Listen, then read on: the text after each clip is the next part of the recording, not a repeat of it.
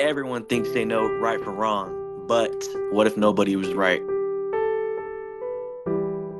Hello, everyone. I'm Zach, And my name is Jacob. My name is Cameron. and today we'll be talking about relativism, one of Blackburn's 7 threats to ethics.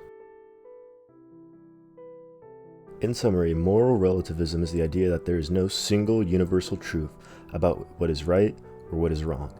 Instead, Blackburn argues that morality depends on where you're from, when you're from, and what your culture or society believes is right. What one society may call good, another may call evil. Blackburn says this makes moral ethics feel less like a science with clear, straight answers and more like a mirror reflecting human traditions and habits. Lots of people like to use relativism as an ethical skepticism for many reasons.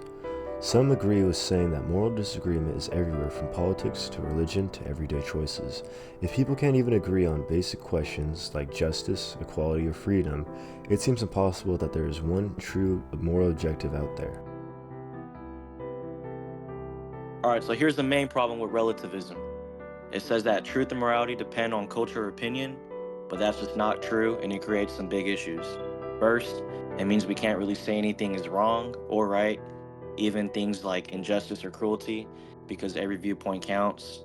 Another problem of relativism is that it cancels itself out, meaning if all beliefs are true, then saying relativism is false would also be true. The third reason is that it simply weakens morality. If everything's already valid or seen as right, then there's no point of changing or growing our minds.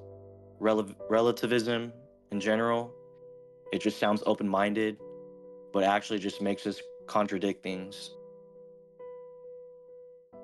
In defense of relativism, it actually makes sense because no one has a control on truth. Everything we think is right and wrong all depends on culture, experience, and perspective. It's common sense that everyone doesn't agree on everything, and that different beliefs exist. So instead of claiming truth, relativism keeps us open-minded. At the end of the day, what's right for me may not be right for others, and that is just nature in itself.